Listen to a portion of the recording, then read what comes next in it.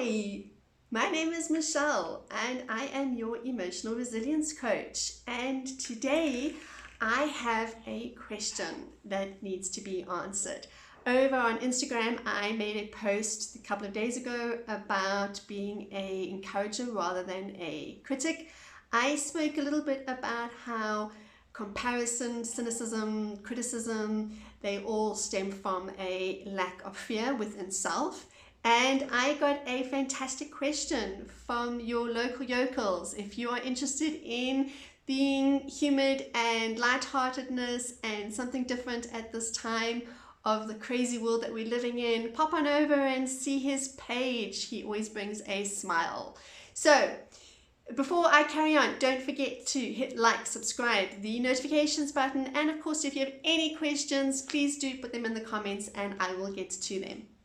So this particular question that I'm going to respond to today, I'm going to read because I absolutely loved this question and I would like to give it the attention that it needs. It was such an in-depth question. So as I said, I was chatting about just basically what it is that we can do that is better than cynicism, and when we receive criticism and cynicism, to just kind of take it in our stride, and sometimes to just bear in mind that that meanness, that unkindness isn't actually about us. It is about them.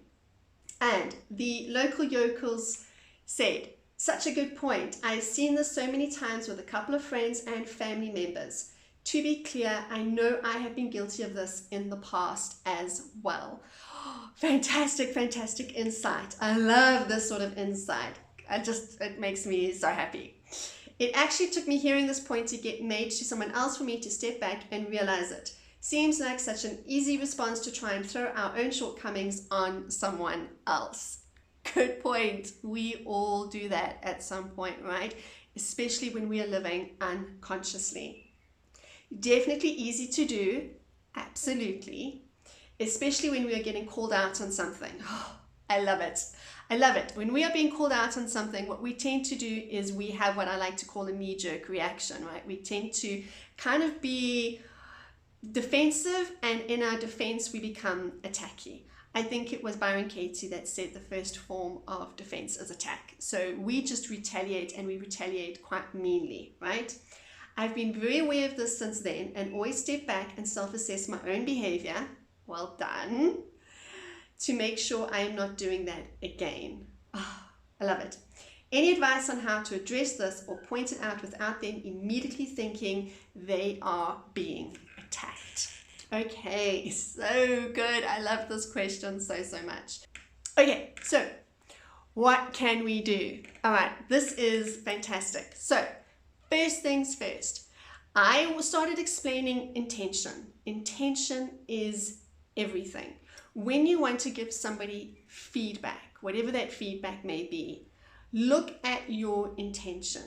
Is this coming from a place of love, a place of vulnerability, a good place? All right, check in with yourself first. As you said in here, you like to do that already. You like to just see what you're doing, where it's coming from. Is this something that perhaps you're guilty of? It's so good. And you know what, guys? It is practice, practice, practice, practice. So yes, absolutely. Check in with yourself. What is the intent behind what I am saying? Do I want to be kind? Do I want to help the person? Am I looking to encourage the person? Am I trying to help this person feel that we're on the same page here, that we're friends, we're on the same side of the table. We are just trying to help each other along. We're just trying to give each other gentle, loving nudges. We're not trying to be unkind. And so if you check in with your intent and you are brutally honest with yourself, and this is so often where we fall flat, all right, because I believe that the person we lie to the most is ourselves. So check in. Am I being sincere? Am I being honest? Is this coming from a good place? All right, there's no hidden agenda here. I'm not feeling triggered. I'm not feeling any sort of contention or animosity that I need to get this person back somehow. I'm not feeling jealous. I'm not comparing. Just go through all these things and just be really honest, right? Am I doing this or aren't I doing this? Is this a good place that I'm coming from? And then the next thing that I like to do is then bear in mind that when we come from a place of love and sincerity, and when we really come from that place, it will spill out. All right, it's just going to come forth naturally that I love you. And I know that it is really hard for guys often to say this, but you can say things like, I'm grateful for you, or like, I really appreciate you, or I'm just really happy that I know you, or, you know, say something encouraging. When dealing with children, what I like to do, I have 4 children, by the way. When dealing with children, often when you need to reprimand or you need to bring back in line, it's so good afterwards to just remind them that they are loved. Just give them that bit of encouragement. Just give them that bit of, you're special, you're amazing, right? And you want to do the same sort of thing. Maybe you want to start off with, I'm really grateful for you, or I'm really thankful for this feedback. I really appreciate what you do. Something good and encouraging, all right?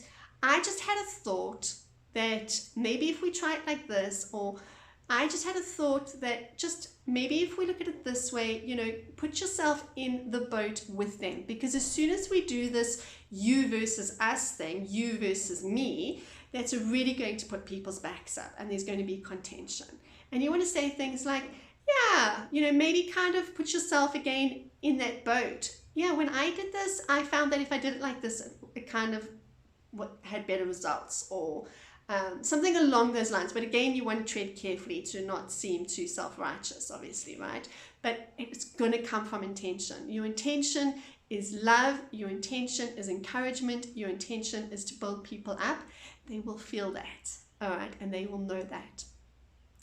If perhaps they don't feel it, they don't know it, or perhaps they still have a bit of a knee-jerk reaction, the best way to respond is with love still, to just love them through it. And just, oh, I'm sorry you took it that way. It wasn't meant that way. I just really want the best for you. And bear in mind in those times that some conversations are hard to have and they are tricky to have. And sometimes we are not going to get the feedback that we hoped for or that we wanted, and that's okay. All right.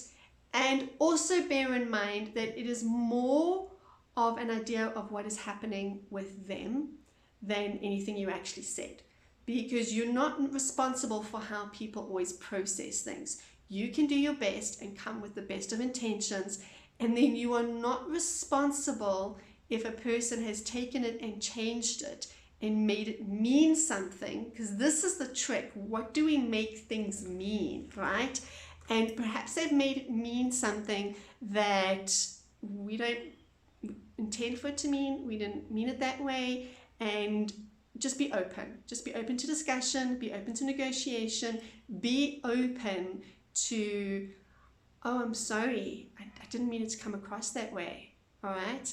And get to a point, though, where you know your truth, you know what you said, you checked in with yourself, best of intentions, best of love, you were open and vulnerable yourself, you weren't preachy and self-righteous, because nobody likes that. We all shut down with that, right? And then what they do with it from there and how they take it from there is their business. You are not responsible for that. And you can't make them. You can't make them take your advice. You can't make people see it your way, or you can't make people want to do it your way. The best you can do is say your say, share your thoughts, and leave the person in peace. And if the person takes it wrong, if the person feels judged or criticized, be open to conversation, and the rest of it is up to them. I think one of the most freeing lessons that I have learned is to not emotionally manage people, is to come from the best place I can and realize that I'm not responsible for their emotions. And that's a tricky one, and maybe I will do a video on that one day if there are any questions. So thank you, local yokels. Thank you for your entertainment, for your posts, your memes. the smile that you bring on people's face, and I hope that that answered your question. And if there are any other questions, guys, if you are wanting to know anything, if you want to be coached on something, you can message me privately on Instagram over at the Emotional Resilience Coach. Direct message me. If you want to keep it private, please let me know and I will be happy to answer any of your questions. Please don't forget to like, subscribe, hit the notifications button.